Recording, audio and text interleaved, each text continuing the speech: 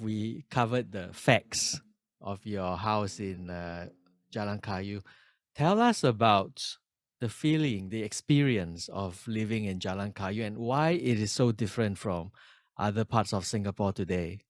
Uh, I mean, those who have stayed, I think most of them do share. When I wrote the book, I did speak to them about the feelings, how they feel about the place.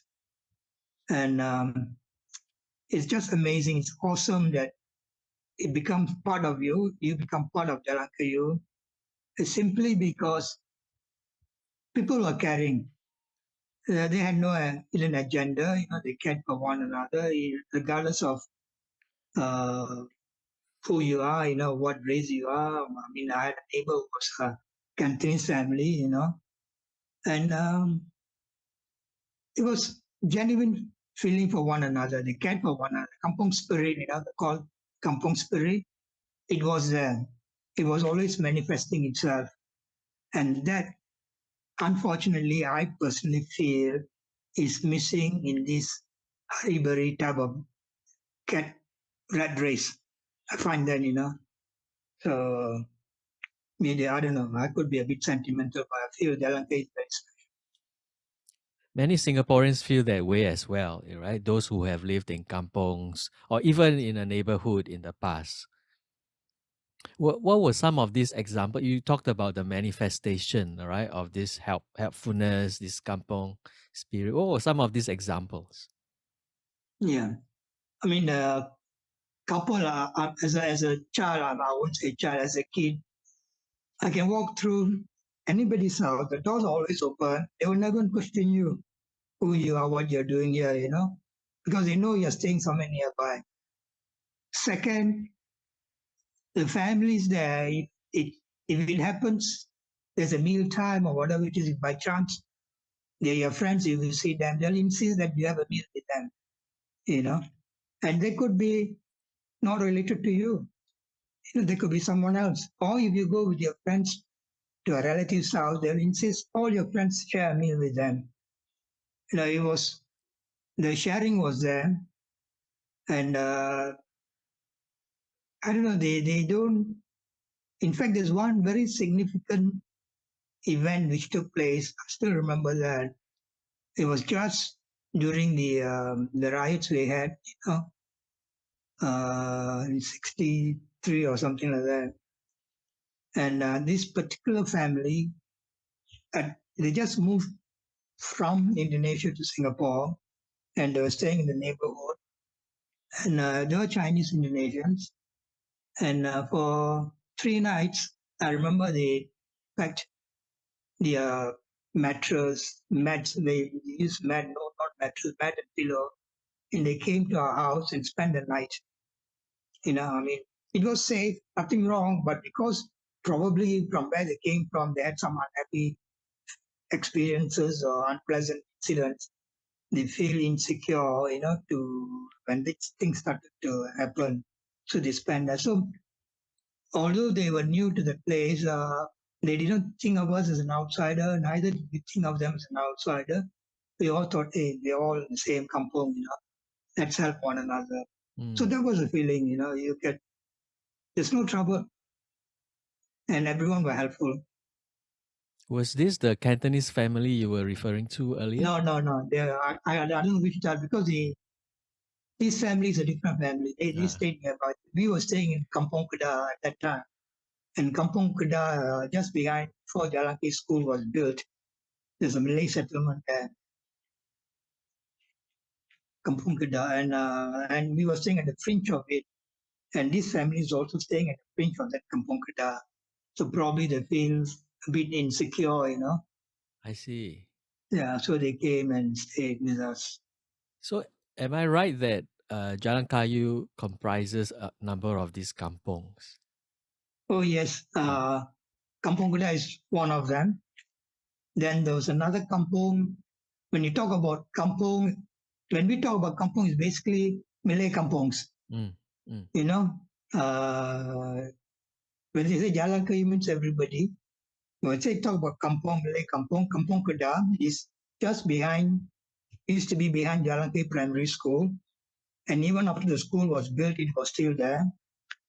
And but now it's all gone. Then there was another kampong which was behind the current old age home, which was formerly the Huiyo Chinese primary school. Just behind them, there was another kampong basically made up of Javanese and Boyanese people. And there was another kampong which was near Tongkang Puchang, which was the road runs from Yuchkang, now is the Jalan Wood Bridge. It runs from there all the way to Jalan Kayu as well. But there's a settlement of Boyanese and Javanese staying there. So these were the major kampongs, and there were other Malays who stayed on the west of Jalan Kayu. But there was a lot of mixture there because of Indians, Punjabis, Malays, and a bit of Chinese, where the old Engwa cinema was from around that region. And that was the first covered cinema in Jalan Kayu. Right. Yeah. So these were the Malay kampongs in the That's right, area. yes. As far as I can remember these three. Okay. Predominantly, these people saying that. And they seem to stretch quite a bit, right? It wasn't a small area. It stretched to the east and to the west. Yes, yes. But I mean, I would say not more than 3-4 kilometers away. Probably the one Tonga which is a bit furthest away, but the rest is all walking distance. Mm. And was we all know the last surviving kampong in Singapore today, right? Supposedly, Lorong Buangkok. Was that also part of the area, or was that somewhere else? No, no. Bangkok was part of Wichkang. And after Bangkok was Woodbridge, the mental institute. And before that was the Mongrel Storms. And although Wichkang Road passes there, but it's not under Jalan Kayu as far as I can remember now. Right. Okay. So those were the Malay kampongs. Did the sort of Chinese or Indian neighborhoods, did they have names? No, those on the west of Jalan Kayu, mostly all the roads then was known as Lorong Tanggam. Although now they have re-gazetted the names and all, but they were all Lorong Tanggam. The minute you turn into the west of Jalan Kayu, it is all interconnected Lorong Tanggam. But as you go further down, then you come to Lorong Samak and Kampongs. Mr. Koh, when I spoke to you a few years ago, you had such great memories of old Jurong. Yeah. Could you share some of those memories? Yeah, I remember speaking to you about maybe before the COVID-19. So it's still vivid to me because those are ingrained in me. So basically, I'm quite happy to relate them to you again.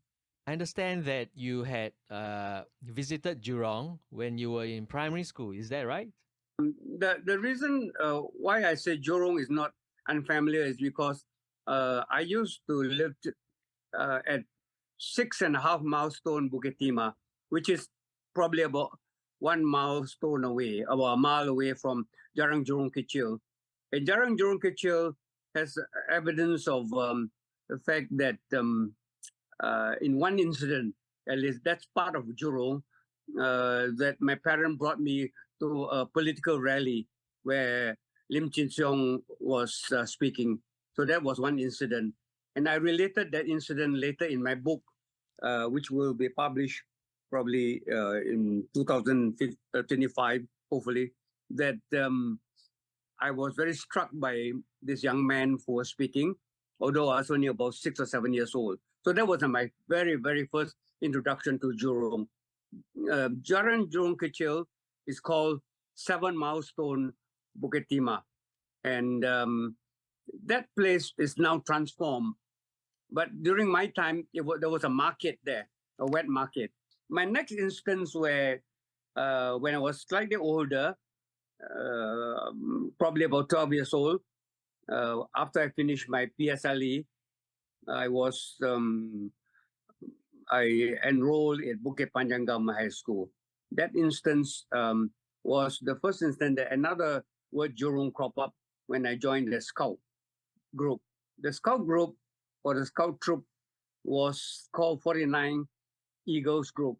And we were always under the instruction or the impression that we were part of Jurong district because the scout used that boundary at Bukit Panjang as part of Jurong. So that's another instance where Jurong was mentioned to me. Okay. Basically, the scout brought about another instance where we went to camp at the Jurong Park camp. But beyond that, I think what was most impressionable to me was when we went for the hike towards the west from Bukit Panjang, and we reached a point called Jurong River, where the first time we saw settlers, probably could be Malay or could be Sakai settlers there, and they were fishermen. But for us scouts, we had one enjoyable instance where we were trying to do rafting across the river. The river was then quite wide, to me at least, as a small boy. But what was more interesting was when we were rafting across the river, we saw what it looked like crocodiles. Some people mentioned that it could be crocodile, but it could be other whatever animal or whatever sea creature it was. But those were impressions that I formed that Jurong was very wild, okay, at that point of time. And at the camp in Jurong Park, we also had instances where we enjoy not just the environment, but also the camaraderie, the fellowship, and the scouting activities. And one very impressionable instance was when the scoutmaster, one Mr. Tan Lian Huat, who was not a school teacher, but rather a volunteer scoutmaster assigned by the Singapore Scout Association to our school.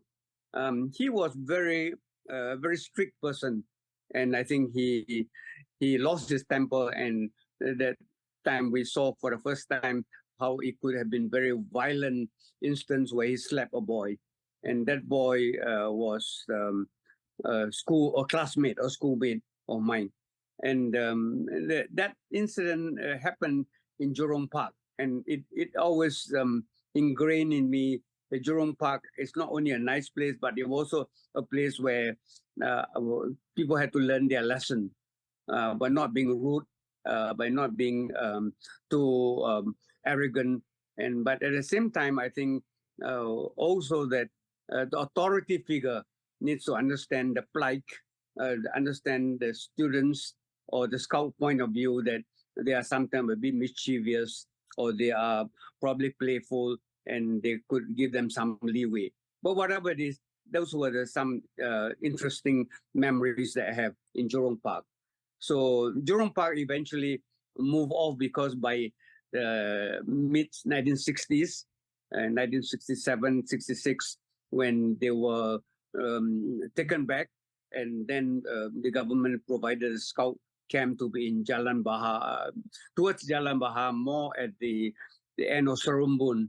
Okay, it was called currently the Serumbun Scout Camp now. Okay, so those were the instances where, as a student, I enjoyed being a scout and moving to Jurong, the wonderful wild area to me, and farmland as well as prawn fields in certain areas of Jurong. By the way, to us, the boundary of Jurong was towards West Coast, because along West Coast, there was a place at Raja Road, and from then on towards the west, that was part of, to us, was part of Jurong. I'm not sure what the official delineation of Jurong is, but it was a very big district to me, because in colonial time, I suppose they call it the rural districts. All right, and we as students found this vast area for hiking, for camping, and for other activities. So those were the earlier part of it. But one instance when, well, not being a student, but being part of my experience with my mother's my mother's employer, when Mr. Ferguson brought us to Jurong from Holland Village area, Linden Drive, where he was staying in a huge bungalow. That one was more of a picnic towards this place called Pulau Damau Laut, which is off. I'm not sure. Maybe it could be near Tuas area. I'm not exactly sure. But now it's currently Jurong Island. It's part of Jurong Island.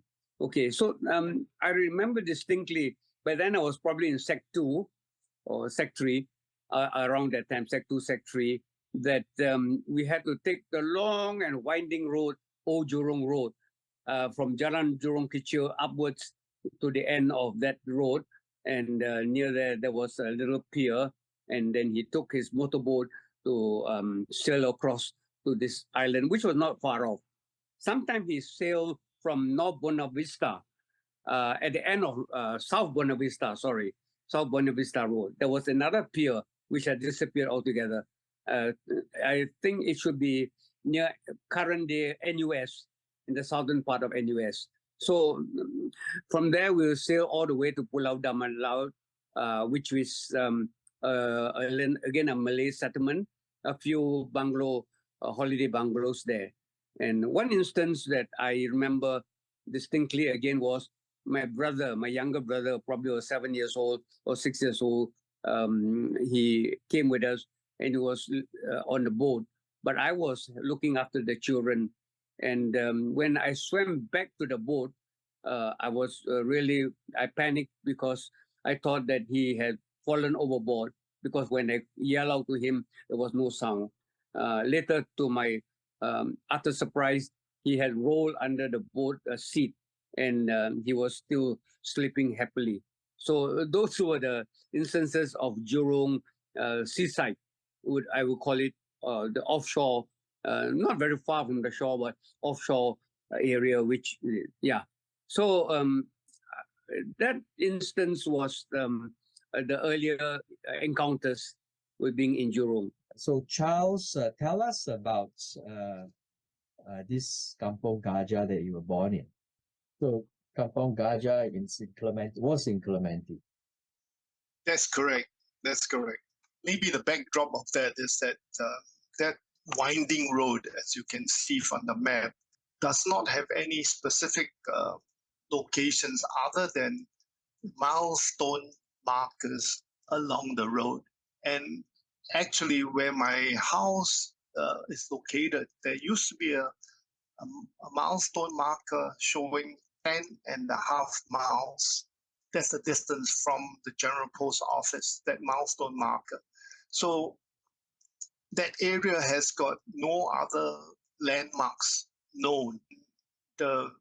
This Clementi Road stretches from the Green Bus Depot, which is actually along Bukit Timah Road, where Yo Hiap Seng is, and you will go along this road, and that road is a very narrow road, just good enough for 2 vehicles, and it's winding. It's got no street lamps at all, and the only bus service that operates there is from 7 a.m.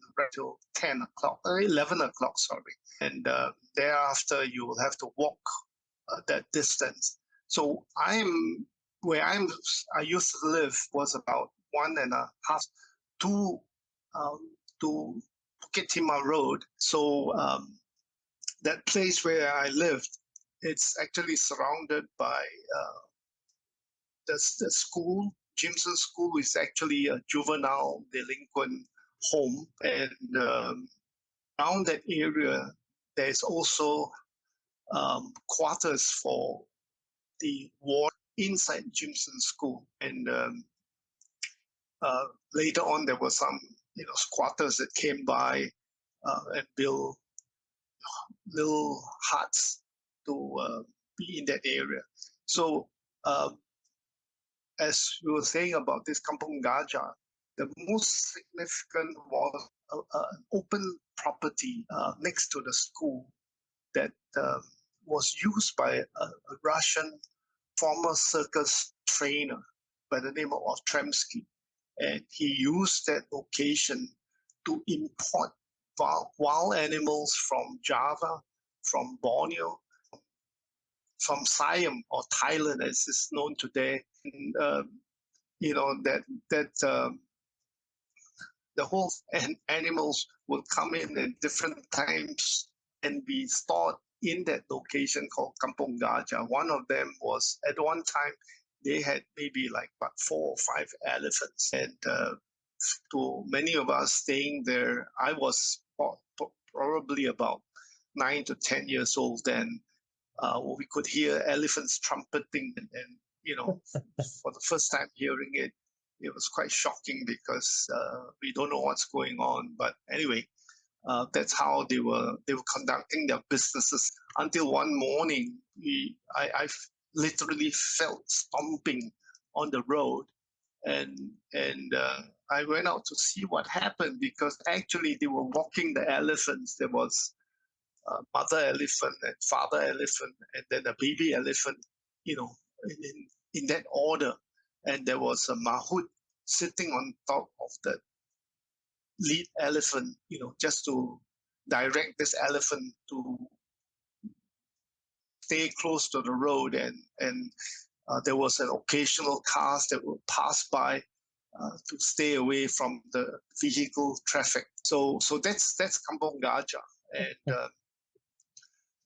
the opposite of the Jimson School actually had also some squatter areas, but the noticeable thing about that area was a Chinese temple, and it's really a convent, as we later on I found out, and it's in there that all the Chinese festivals, like Chinese New Year, the first and the 15th day of the lunar month, is observed over there. It is staffed by volunteer nuns, which come in from parts of foreign, even some visiting nuns that will staff the temple. Anyway, that is the general area. So whenever we refer to Clementi Road, we would need to use a kind of a marker and say, okay, either the Jimson School or the Chinese temple. Other than that, there's no noticeable reference point. And later on, that little lane to the temple, they did name it as Lidi, Lidi, as the location. Maybe like over 10 to 15 years later, it was Corona florist on the left side of the road. If you come from Bukit Timah, they were relocated from somewhere else, and that's where they started their florist. Well, I think that's a mouthful. I thought that would kind of give some orientation. So just to clarify, right? When you say Kampong Gajah, you actually mean an actual kampong or a kampong of animals? Actually, there are people that were the squatters were staying around that area. Okay. So how many houses were there? From memory, this will be easily about 30 families near this Kampong Gajah. And then on the opposite side, where nearer the temple, will be possibly about another 30 families. The families on the nearer the temple are more Chinese, whereas the one where the nearer to Jimson School, they tend to be more Malays. And because many of the wardens there were Malays, there would be one or two of the wardens which are Chinese. There was an Indian who worked at Jimson School as a medical dresser. He was a medical person. But other than that, when I refer to the kampong, they were mainly all Malays nearer to the school. Right. So interesting, yeah. So the Chinese villagers, the squatters, what did they do for livelihood? I think for beginners, they were just basically looking for the cheapest housing available. We bear in mind during those days of the 60s, they would be staying quite far away, and then because of the job, they would be wanting to move to a location that's closer. So many of them were working with, let's say, green bus, a bus depot along Bukit Timah Road. Yeah, along Bukit Timah Road. And there used to be a roundabout, a circus there called Bukit Timah Circus. And that circus, one portion of it is, one side of the circus is actually the cemetery, which is right opposite the Green Bus Depot. And then the other opposite the cemetery is a huge rubber factory and go down known as Lam Chun Rubber Factory. And then the other corner is Yo Hiap Sing Sauce Factory. And then if you move along that road further up will be then the Beauty World Market. So, yeah. Yeah, right. So all those are places of employment and places of, small business, right? So do you think those villagers would have worked there or sold their wares there by any chance? Yes, you have a whole range of, some of them are kitchen helpers, some of them are just, handyman. So they will be all finding either working in companies or businesses around that area. So these quarters, they're basically some families would live there, but as I mentioned earlier, it's a squatter. So it's not really conducive for a family and also small. So often this will be just the person, the employee that is renting a room so that they come back, stay, and then get to work early because public transportation during those time was almost impossible. Jalan Kampong Chantek. Okay, All right. so that's where it was. Right, okay. Yeah, Jalan Kampong Chantek, directly opposite Tri-City House. Yeah, right? it says On the there, north, the road. on the northern so part. Was the kampong here as well? Yeah, it's called a kampong, and that kampong goes right up very much further to the north, if the map is correct, to the north, where there was a covered reservoir, but that wasn't built yet in the 1950s. I think probably was built in the 60s. There was a covered reservoir that took water from the pipeline that came down from the causeway. Right, that was a covered reservoir. I can't remember the name, but we can trace it. It's still there. Okay, so between Jalan Kampong Chantek and Binja Park, there's a vast area of fruit areas, fruit farm or fruit, they are mainly fruit orchards, all right? And that's an area where in the early 60s or the late 50s, they used to have Fleming there. That was the Fleming of P. Ramlee, Pontiana, and other things. And by then, I was probably in my late primary school. I used to be able to go up to Bukit or Binja Park and then walk down to see the Fleming around the area.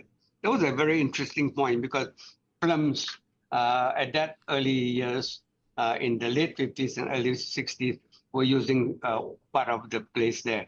It was actually a Malay kampong, higher class kampong, and so their buildings were very majestic in some ways. So that's why they used that place for the site of or the location of Fleming. Okay, so as you move along Bukit Timah Road, let's move back to Bukit Timah Road, General Electric. Beyond General Electric was William Jacks, another sort of industrial or factories in some ways. I can't remember what they manufacture, but it was, I can't remember that. But then further to the west, actually that road is actually quite strange. Actually, there was a bit of westerly movement, not northerly, to the west of industrial gases, Malayan company. That didn't last very long, actually. because I remember after some time that was so closed down more or less. Maybe they moved to Princess Elizabeth. I'm not too sure. So then, what's interesting is that in your map, it shows the green bus depot, and that's beyond the railway line.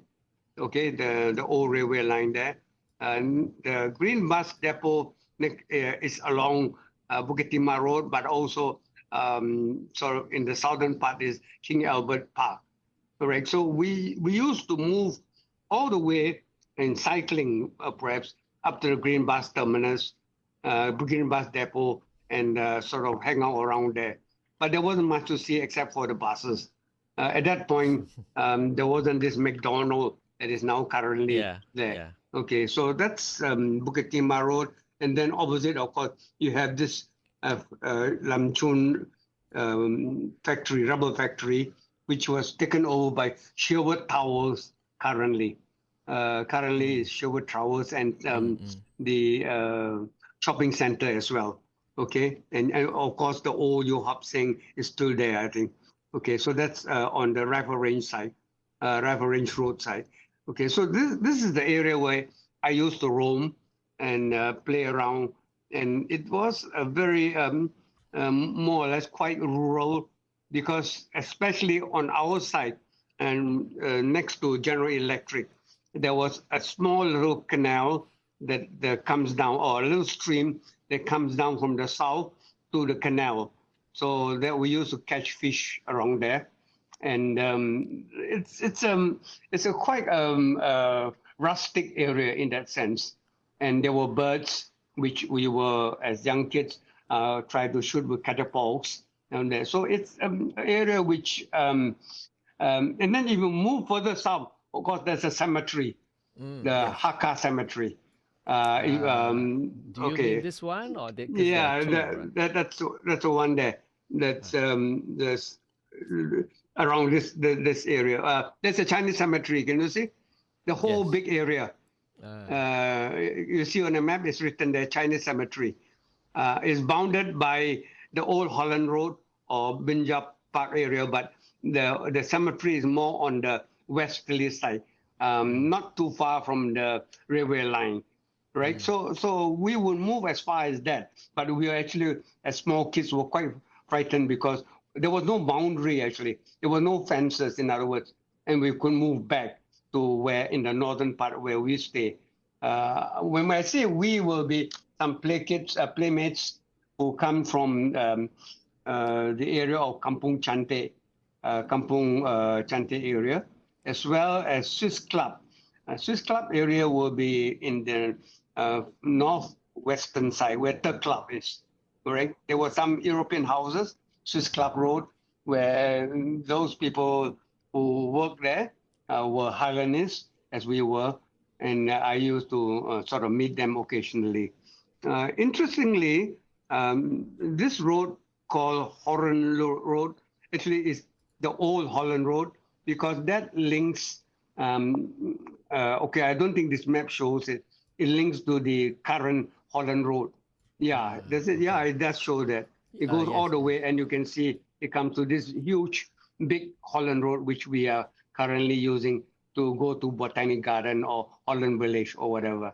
So that is actually a small road, and it was the small road actually was a part of the boundary of the cemetery as well. So that was a very big area, and I think they have cut a big canal there now in this area. So it's a rustic area, and quite interestingly, because there were both Malay kampong as well as Chinese kampong nearby. The Chinese kampong will be more the Kampong Chantek area. The Malay kampong will be the area next to the GE factory area. There was a small Malay kampong. All right, so those are the two areas that I frequently move. Kampong Chantek is a long way in, actually. And it started on the main road of Danyan Road. Yeah, if you look at Kampong Chantek. But if you go all the way up, there's the Chinese kampong right inside, where my parents actually bought a small attap hut. for about, at that time, $1,000. It was probably with 3 rooms or something, and we sold it later. So I used to visit that kampong by either cycling in, or if the bicycle was not available and my father had to use it, I walk in, which is probably in those days they say it's about 1 mile or 1.5 miles right in. So it's an old kampong right in there. So that's part of the thing. And by the way, Binja Park was developed into Hong Kong Park area in that sense. Yeah, I can see Kampong Chantek there. Yeah, this way all the way in. You can see some houses there. The actual kampong right at on the right side, meaning on this map is more on the northern side actually. So it Kampong says Chantek. Kampong Chantek Bahru, New Kampong Chantek. Bahru, is it? That's Bahru. Yeah. Okay. That means that my parents' place was there because it passes the pipeline actually. Yeah, but the old Kampong Chantek, I'm not sure where it will be. Probably nearer the main road. All right. So this map will probably be in the 1960s. Is it correct? Or 50s? No, same one. 55. 65. 55. 55. Yeah. Okay, so this is the old map. Yeah, so this club is on the other side. Okay, so it's correct. It's quite a distance in towards. You can see that there is a line there. I'm not sure whether that is what is that line? That is the pipeline. Oh, there's a pipeline, right? City Council Yeah, we have pipeline. to cross. Yeah, pipeline. So we have to. If you look carefully, we have to cross the pipeline. Further, if you move it up a bit more, the map can it be moved? No, up the other way. No, sorry, down. Okay. So we will come in and we'll walk along Kampong Chantek Road, and then the pipeline crosses the road actually. You will see under the road maybe. It should be under. So then we go straight up to the actual Bahru, the Bahru there. Yeah. So okay, now it's very clear because it shows that the pipe actually crosses there, but there wasn't any reservoir yet. Covered the reservoir. It's somewhere just near the Kampong Chantek Bahru on the just on the left side of that kampong along that pipeline. Okay, that will be the current covered reservoir. Right. Yeah. Did you say earlier that Kampong Chantek was mainly Chinese? Yeah, this is mainly Chinese. The new one. So the old one probably would have been nearer the Danyan Road, and that's where I understand that the prominent or some prominent Malay folks stay, and they build their houses right down. If you go to the junction of Kampong Chantek Road, so if you see the junction of Jalan Kampong Chantek there, that patch of area between the Binja Park, between that whole area will be a Malay kampong. I presume because there were Malay houses there, but by then I'm not sure why probably the landlord sold off the land and they move on, or they had some other place to go. So that will be the old kampong. So the new kampong actually was Chinese kampong. Can you tell us about the old kampong? Was this like a farming area or no? It was more residential and fruit farms. Yes, there were fruit farms, but the houses that were kept or remained for the Fleming was more like upper middle class type of houses. So that's why they use it as a Fleming site, right? There must be some older houses which maybe maybe less wealthy Malays would have been staying. So that road, all along that road, will be probably a lot of Malays staying there. But I'm not sure. Probably because of the third club, they moved over to stay at the third club, where they became more like the people who were the science or the people who take care of the horses, and they had their quarters there. So that could be one reason why the old Malay kampong was abolished. I'm not sure about that part. Yeah. Right. And the new Kampong Chantek Bahru, where you stayed. Right. Yeah. Could you describe that? How were the houses like? Okay. The houses were typical Chinese farmhouses. There were a bit of farming, and I remember they were more like vegetable, small holding vegetable farming area. The land wasn't that fertile, I noted, and so probably the crops wasn't as large as those because this was a bit of hilly area. It was the elevation was slightly higher inside because as you move along Jalan Kampong Chantek, the slope will be there will be slope towards the Bukit Timah Hill or the Central Reserve area. So that's interesting. By the way, this Bukit Timah Road wasn't straight because if it had gone from north-south, direct line, it would have gone into the nature reserve.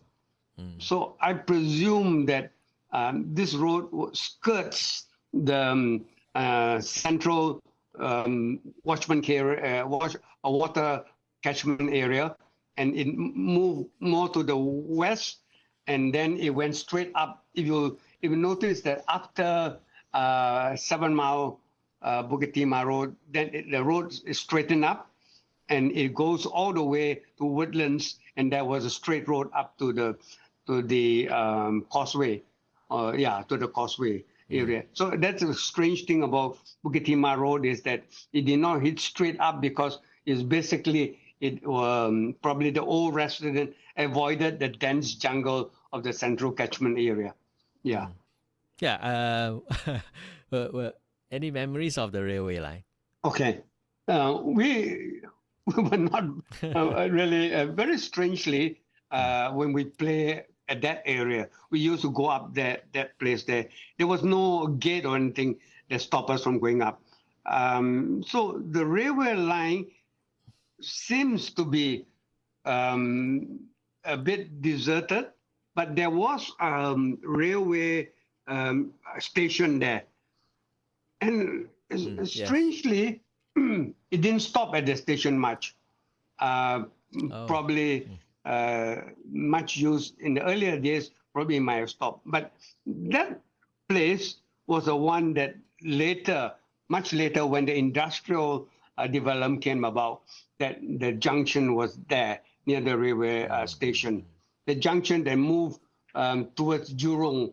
There was a side line which started from the Bukit Timah railway station. Right, that's it. But I recall that there seems not to be any sort of security in that sense. People were walking along the railway line sometimes, and we as young kids who play around there, and sometimes being mischievous, we'll put some stone up on the rail and metal piece in between. There was a little gap, and can see the railway come out, the train coming, and they would just wipe your stone away. You will sort of dash it off or smash it up. Okay, so that railway line was that sort of not really that often where we see train passing by. All right. Can you tell us about this village, Bukit Panjang Village? Yeah, this is an interesting one. This village is much bigger than the one at Racecourse Village or 6 Mile Village. Yeah, they call it Racecourse. Much bigger. And in fact, slightly smaller than the 7 Mile Village. 7 Mile Village. So actually 7 Mile was much more frequent because they come from Jurong, maybe more resident in that sense. I'm not sure. But and also closer to town. So this is 10 milestone. The one at 7 is 3 miles further south, Bukit Timah. Now this one is strange because it is a long, it's very long actually, meaning laterally north to south, they're building on both sides. Maybe this doesn't show very much, but the village, not on the northern side, but on the southern side, the whole long row, all the way until maybe now I can't read what is the one there. On the next near the, I'm not sure. I have to enlarge. Okay. Now I can see it. the King Kong, is it Kong Kwan Road? Yeah, all the way there. Jalan Kongkuan. Yeah. Jalan, that's right, all the way there. So it goes down, and past that road, there was a Shell station. That's a boundary there. And there was a Shell or Caltex station. Can't remember. So it's a long road. Now this one, it's also very frequently used by my wife's family because she stayed at Lim Chu Kang. She said that this is like a city to them because they come from the village over at Ama Keng. My wife stayed, my wife's family was from Ama Keng area. Okay, so they comes there. Now, I remember I went to one of this dental, not the dentist thing, and I had my tooth extracted in one of those row of shops. So there were various types of shops, somewhat like 7 Milestone. At that time, there will be the hardware shop.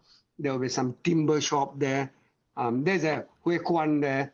I'm not sure whether it's Hokkien or Hakka Hui Kwan there. Then they have things like, of course, food stalls. They would have for the Chinese religion shops where they sell all the joysticks and all those things. The shoes, they also have shoes. And there are 1 or 2 bookshop as well, surprisingly. Oh, okay. Yeah. And were there farms there? Sorry? Were there farms? No. The farm were on the peripheral of this village, right? There were no farm. They were all shops. Okay. There was Hakka, right? I now recall. It was a Hakka clan association there, a big building. There was a temple somewhere around there. And then on the northern side was Bukit Panjang Primary, and the police post is there, or police station is there. No, I can't recall. Let me see.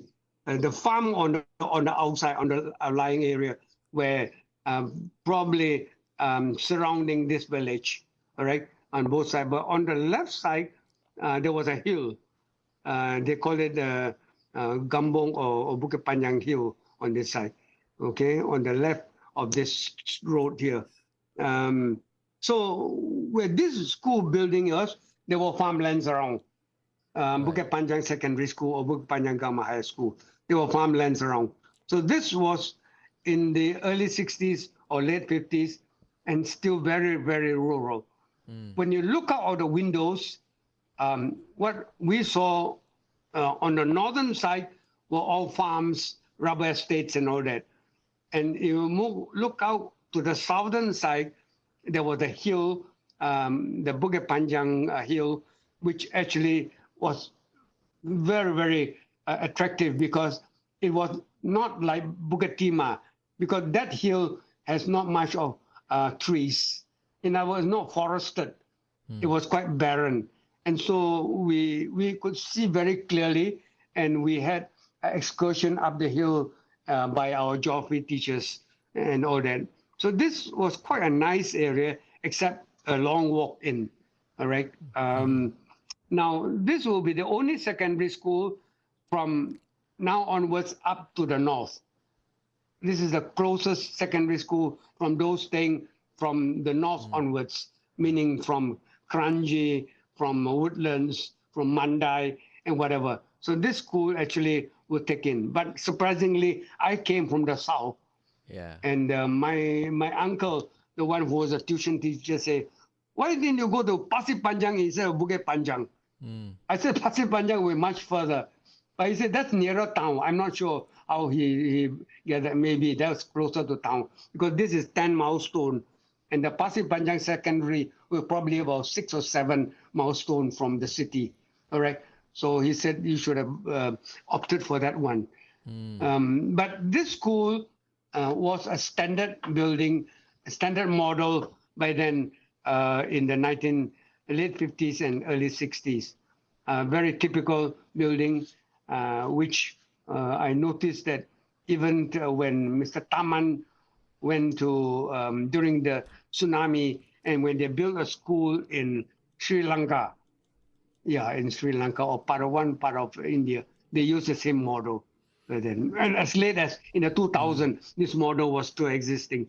Yeah. So it was unique, not unique, but it was a different type of school because the earlier secondary school were distinctive, whether it's RI, Victoria, BT, they were distinctive in somewhat, not like this standard building, which is similar to many other schools like YE Secondary when the government built that one, and maybe Wangpo Secondary, Thompson Secondary. Those were the same model. Now, you said that people were determined to remain in Potong Pasir. When you were in the field there, were people angry? Were people fearful? I mean, what was the emotional kind of state among the residents?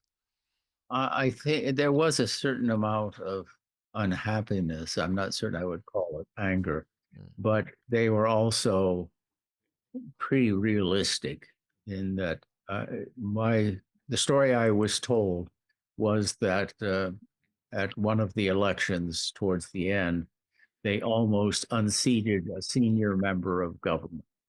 And this was sort of a step too far. And as a result, it was decided by the government to accelerate the demolition and reconstruction of an HDB estate. And incidentally, I've been to the Potong Pasir estate, and it is a very attractive HDB community. They have a nice senior center, good food stalls. They've got a couple shops there selling vegetables and fruits, and they have a nice community center. And so once they saw what they were going to get, perhaps they were less hostile to the idea. But one of the students had created a map showing where the people were sent from Potong Pasir. And majority of them, I would say, are within a quarter to a half mile of the HDB blocks, HDB estates that are in that area. So they were not really dislocated to the sense that they were taken out of their neighborhood, but there were some who were sent to Jurong, some who were sent up to the Causeway area, and the map doesn't have numbers on it, so you can't see how many people were sent. But they were scattered over the island, and that was what some of them feared very much. That I know that I was told by Singaporeans that when Singapore had the two-child policy, which we benefited from, actually, we had 3 boys while we were there. If you had more than 2, you no longer got to choose the school you wanted to go to. They chose the school you were going to go to, your children were going to go to. And you often got into the less desirable schools as punishment for not being more cooperative and following the plan. And there were some subsequent changes to that policy that were very interesting. I know that the university had ship cruises for young students there in the hopes that their romance would bloom and that they would get married and begin a family. So this was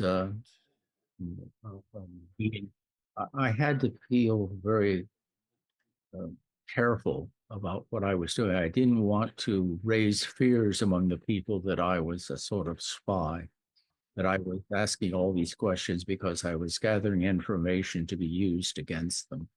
So we tried not to intrude too greatly. We thought we were really pushing our luck with investigating their interior of their houses. So I just would ask a simple question: are you having a meeting, or are you just gathered here congregating? And they would say, well, we're having a meeting. I never asked them what it was. Didn't want to spoil the ambience of cooperation and being pleasant to us. It's very interesting to talk about this bigger context. Potong Pasir wasn't just any kampong in Singapore. And you mentioned the elections. And of course, if you talk to any Singaporean about Potong Pasir, the thing that they'll talk to, they'll remember would be the elections and Cham Si Tong particularly, and how this was an opposition ward for, I think more than 20 years. So let me just kind of recount the political history of Cham Si Tong. He first contested, his first electoral contest was not in Potong Pasir, but in Cairnhill in the city. And he lost that one in 1976. In 1979, he decided to stand in Potong Pasir against Hau Yun Chong. Of course, Hau Yun Chong was just leaving, I think, the Ministry of National Development, right? His first electoral contest for the PAP. And Cham Si Tong decided to stand against him. He lost. Cham Si Tong only won a third of the votes, but he didn't give up. The next election in the 1979 was a by-election, and the general elections the following year in 1980, Cham Si Tong stood again, lost again to Hau Yun Chong. He had, I think, 7% more votes, but still lost. And then he stood again in 1984, the next election. Hau Yun Chong is no longer there. There's a new PAP candidate, Ma Bao Dan, who later on became a very successful minister as well. And this time, Cham Si Tong won resoundingly. From 40% of the votes, he won 60%. He got an additional 20% of the votes in Potong Pasir in 1984, and he became the second opposition MP in Parliament. So were you aware of all this opposition politics and support for the opposition when you were there doing your research? Remotely. It was made quite clear, like most outsiders from the West who came, that we were not to get involved in local politics, and that if we did, we would almost certainly find ourselves on a quick flight back home. So your students never ask about politics? No. No. They were surprised, though, that we did not have ID cards in the U.S. They couldn't believe that. They said, "How do you know who you are?" And I thought that was a funny statement. Well, I know who I am because I am who I am. Do you think that the opposition to the government was largely founded on the issue of housing and resettlement? I don't know for certain. My feeling is that it was quite likely a large portion of it, that they felt like they were being unfairly singled out and being unfairly treated by making them move from the home they love. But that is my assumption. I have no idea if that is actually the case or not. And your students never mentioned that either, like off the cuff, like in their casual conversation with you? Students were very discreet. They did not. I like the way you put it. So this is another part of, again, along the pond, right? Yes, that's a Potong Pasir version of HDB. So that is multifamily housing. And as you can see, it is in very sad repair. Lots of patching, lots of ones put on the roof. And it was not a place I think many outsiders would have chosen to live. But it looks rather nice as a photograph. Yeah, yeah. Very colorful, very, very. Yeah, and do you know the building here? The steeple in the distance is a mosque. Right. It's an Indian mosque that's just across Upper Rangoon Road. This is the area at the northeast corner of the pond, Big Pond. The previous photograph is along the northern shore of the Big Pond. Along on the other side is Potong Pasir Road. Yeah, and as you were saying, there's a contrast, right, between the houses that are the smaller houses with patch roofs along the waterline, and then in the background, much bigger houses that are better maintained. Actually, I think the tile roof there that you see is along Upper Rangoon Road is the shop houses that are. Okay. This is The curve of the pond at that point is where that photograph was taken. Right. Provision shop. Now, I forget how many provision shops there were, but I think there were close to 8 or 10. And they seemed to have some sort of specialization. There was one that had a lot of bottles, and I don't know if it was a liquor shop or not. I don't know what was in the bottles. But I took pictures of all of them because it was interesting to see the appearance of them and what they had inside. That many of them were open front like this, but others were not. They were amazingly full of goods. One doesn't, I can't see how you would possibly be able to get all of that in there and have any room to actually walk around. But they were generally the things that you would need on a daily basis. There's one with a coconut grater right in the front with its big aluminum tub. And there were others that had fruit, others had flowers, some had glass cases, some did not. Most did not actually. And there is one that was out at the back of the community in the northwest area of the pond area that looked like a terrible building.